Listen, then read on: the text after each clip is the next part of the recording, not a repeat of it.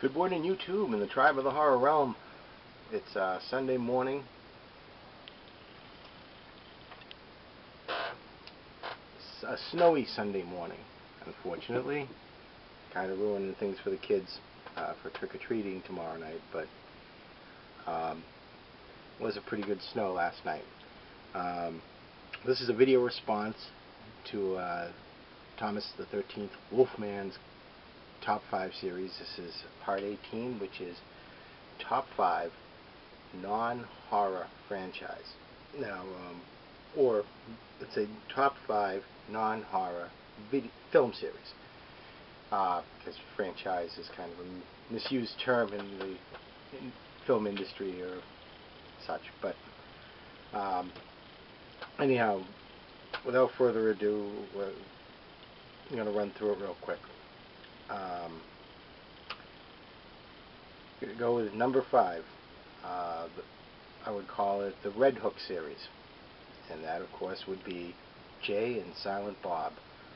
You got Clerks, Mallrats, Chasing Amy, Jay and Silent Bob Strike Back, Clerks 2, which I thought was really funny for a sequel.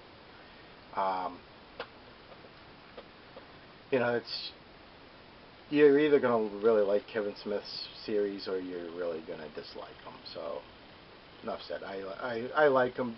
I could have lived without Jay and Silent Bob's Strike Back. It was a little stupid. And Mallrats is kind of butchered because of the studios. But overall, I like how they do make a lot of references to the other films consistently. Plus, they're always throwing all those references to Star Wars and Jaws. So it's a kind of a fanboy tee-hee. Next, after that, I'm gonna give it to Star Wars. Wow, they come in low. Well, the only reason they're coming in low here is 3 words: Jar Jar Binks. For actually creating Jar Jar Binks, you drops your level. That thing is so retarded. Not only that, keeps messing with his films, taking out little things here and there. Are you going to really change dialogue for the characters in a movie? No! Anyhow, Star Wars comes in at number 4. Number 3, the Godfather series. I always tell people that if they want to learn the film business, just watch Godfather 1 and 2. It is film school in a case. You see so many different elements, and listen to the commentary. The commentary is fantastic. But there's so much you can learn from that. Just the scene where in the first movie when Don Corleone is in the hospital and Michael is standing watch, and then he hears someone coming up the steps. The way it's lit and the angles it's shot, it's just tremendous, and it brings such tension, and just something I can watch time in and time out. And that's one of those films, if it's on TV, I'm stuck. I'm sitting down and I'm watching it. Number 2, and that would be the Sergio Leone film series. And this one was hard because I don't know which one I wanted to pick.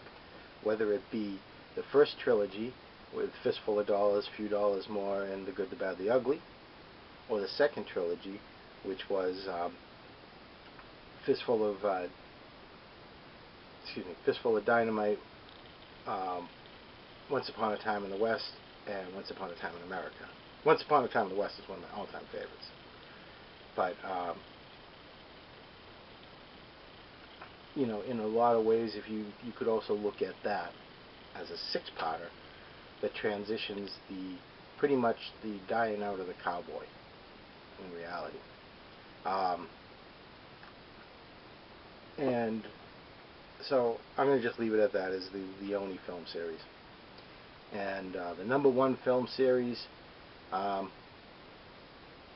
got to be James Bond, 007s. Was never really huge on.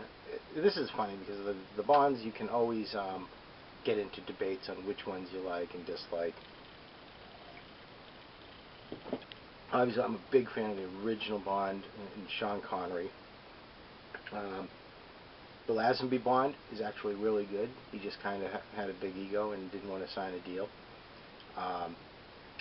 The Roger Moore Bond, Pee Wee Bond, he tried, just really didn't cut it quite well enough, and it was kind of getting in that hokey period with, you know, cars rolling around under the ocean and stuff. But I actually like the Timothy Dalton Bond. I really enjoy License to Kill because it was kind of rogue agent Bond. Pierce Brosnan thought did a pretty good job, though he's definitely not my favorite. And then the Daniel Craig Bond, very, very pleased with that one. Loved both those films. Hope they continue with them. You know, as in a nutshell, I usually say the two best Bonds I've seen now are Connery and Craig.